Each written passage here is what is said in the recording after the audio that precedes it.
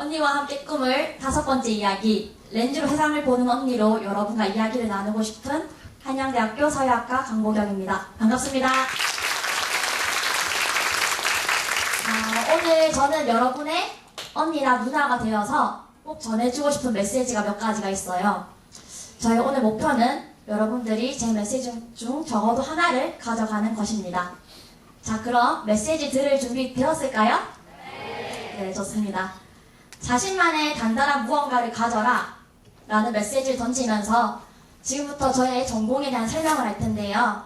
지금 전공이 사회학, 관광학 두 가지죠. 그죠? 네. 왜 그런지에 대해서는 차차 알아가 보도록 하겠습니다. 우선 저는 사회학과로 입학을 했습니다. 사회학과로 진학한 이유는 저는 사회라는 과목을 제일 좋아했기 때문인데요.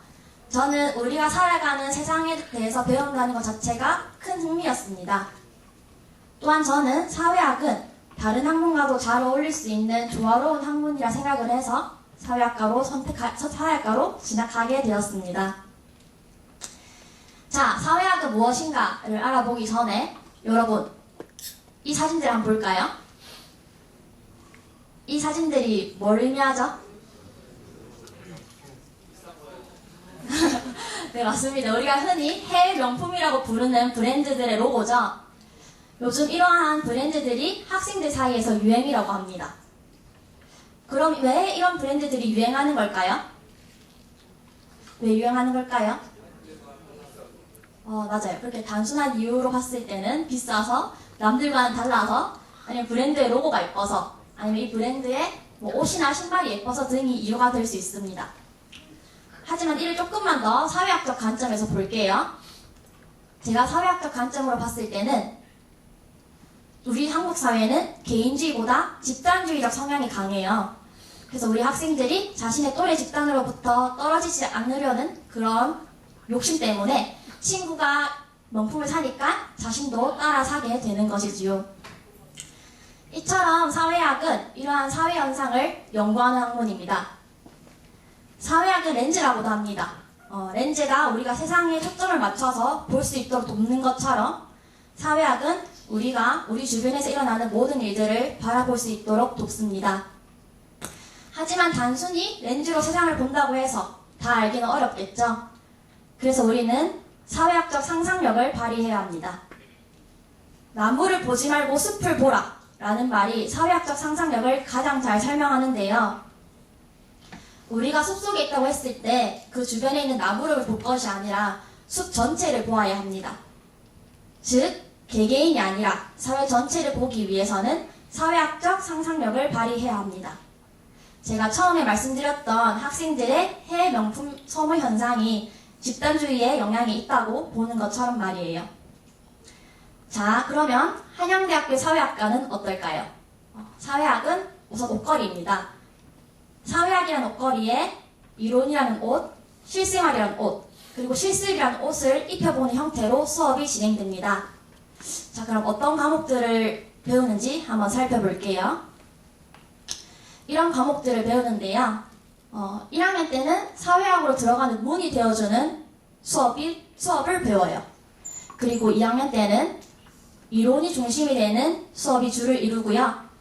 그리고 3학년 때는 이러한 이론을 바탕으로 실생활에 직접 적용시켜 봅니다.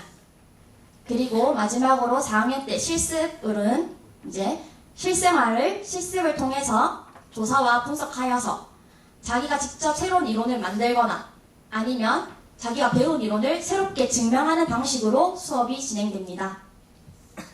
자, 다시 과목들을 볼게요. 지금 보시면은 사회라는 단어 앞뒤에 좀 어떤 특정한 단어가 들어가 있어요.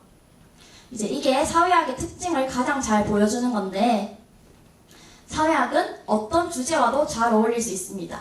예를 들어서 경제와 사회학이 합쳐서 경제사회학이 되기도 하고, 복지와 사회학이 합쳐서 복지사회학이 되기도 합니다. 이처럼 사회학은 그 자체만으로도 학문이 되기도 하고, 다른 학문과 합쳐져서 새로운 학문이 되기도 하는 거지요. 저의 가장 기억에 남는 수업은 사회문제의 분석이라는 수업입니다. 이 수업은 우리가 살아가는 사회의 문제들을 알아보는 수업이었는데요. 저는 그 수업 내용 중에서도 장애인 관련 내용 수업이 가장 기억에 남습니다. 그들을 위한 부족한 시설과 제도들 등을 보면서 우리 한국 사회에서 장애인이 겪는 불평등과 어려움을 알아보는 기회였습니다. 저는 이렇게 사회학을 열심히 배우다가 갑자기 조금 다른 학문이 배워보고 싶었어요. 그건 이제 관광이라는 학문이었는데요. 갑자기 관광? 가뿐광? 이런 느낌이 좀 드실 거예요. 제가 아까 사회학은 어떤 학문과도 잘 어울릴 수 있다고 말씀드렸었죠. 네? 네. 그래서 저는 이제 사회학을 통해서 다른 학문을 바라보고 싶었고, 그게 바로 관광학이었습니다. 어릴 때부터 여행하는 것을 좋아했던 저는 여행이 어떻게 해서 우리에게 이런 행복을 주는 거지? 라는 생각이 들었고, 그래서 저는 이런 여행을 사회학이라는 렌즈를 통해서 바라보고 싶었습니다. 그래서 저는 관광학을 다중전공하였습니다. 관광학이 뭔지 설명에 들어가기 앞서 언니 다중전공이 뭐예요? 약간 이런 궁금증이 드실 거예요. 보통 저희가 대학에 입학할 때는 한 가지 전공을 가지고 입학을 합니다. 하지만 학생들이 입학한 후에 다른 학문을 배워보고 싶다는 그런 요구가 있어서 학교마다 다른 학문을 들을 수 있는 다전공 제도라는 게 있어요. 한양대학교는 이렇게 세 가지 부전공, 다중전공, 복수전공이 있습니다. 조금 어렵죠? 조금 차이점을 보도록 할게요. 우선 부전공은 졸업 후에 학위를 받을 수 없습니다. 하지만 다중전공과 복수전공은 졸업 후에 학위 취득이 가능합니다. 그리고 부전공과 다중전공은 정규 학기 내에 들어야 하고요. 복수전공은 자신의 원래 전공을 다 들은 후에 들을 수 있습니다.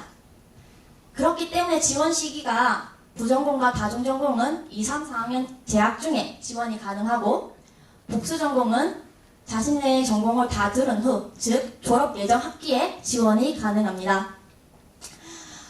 이처럼 각 학교마다 다전공 제도가 있으니까 여러분들도 나중에 입학한 후에 다른 학문이 배워보고 싶다면 자신 학교의 다전공 제도를 잘 찾아보시길 바랍니다. 무튼 저는 학위 취득도 가능하고 정규 학기 내 수업을 다 듣고 싶었기 때문에 다중전공을 선택하였습니다. 한양대학교 다중전공은 총 3개까지 가능합니다. 예를 들어서 나 지금 사회학을 배우는데 경영에 대해서 조금 배워보고 싶어 하면은 경영학을 전공할 수 있고, 이 두 가지를 전공하면서 나 컴퓨터도 좀 배워볼래 하면은 컴퓨터공학까지 총 3개까지 전공이 가능합니다. 자, 그럼 다시 본론으로 돌아와서, 자, 그렇다면 관광학은 무엇일까요? 관광은 여러분들이 다 아시다시피 다른 나라나 지방에 가서 경험을 하는 것을 의미합니다. 그리고 관광학은 관광이라는 이 사회 현상을 학문으로 바라보는 것이지요. 어떤 과목을 배우는지 한번 볼까요?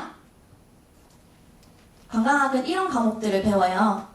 조금 관광학은 비교적 최근의 학문이기 때문에 좀 트렌디한 면이 있는데요. 예를 들어서 호텔 관광 마케팅론, 축제 이벤트론, 항공 서비스 경영론과 같은 수업을 들을 수 있습니다.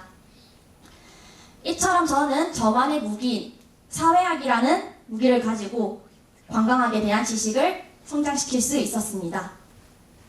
자, 여기서 저의 전공에 대한 얘기는 여기까지 마치고, 지금부터는 단순히 누가 시켜서 해야만 해서 하는 게 아니라 자신이 잘하는 것, 원하는 것에 대한 생각을 해라 라는 메시지를 바탕으로 여러분과 이야기를 나눌까 하는데요.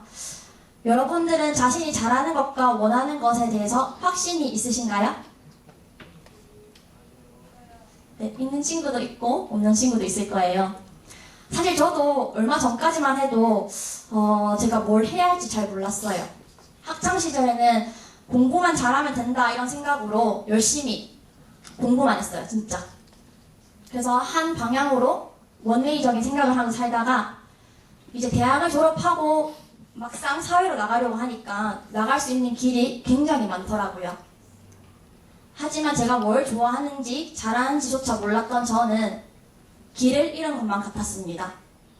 그래서 저는 제가 진정으로 원하는 것을 찾고 싶었고, 그래서 저 자신에 대해서 진지하게 고민해보는 시간, 재정비하는 시간을 가지고자 하였습니다. 그래서 전 휴학을 했습니다. 휴학을 했고요.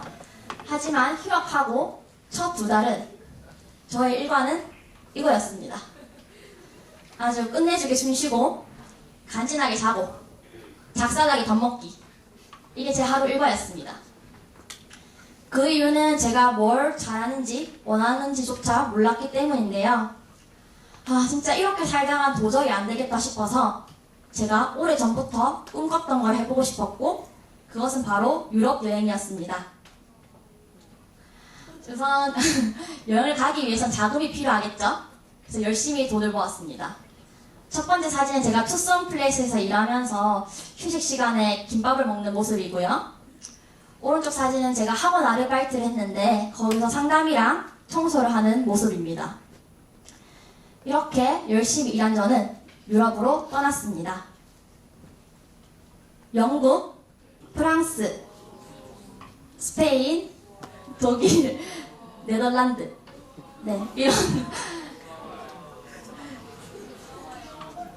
이런 나라들을 여행하면서 저는 저 자신만의 시간을 오로지 가질 수 있었고 그리고 저 자신을 돌아보는 시간을 가질 수 있었습니다. 여행이 좋아서 관광학을 시작했지만 확신이 없었던 저는 여행을 좋아하는 그 마음과 그 마음 덕분에 시작했던 관광학에 대한 열정에 확신이 섰습니다.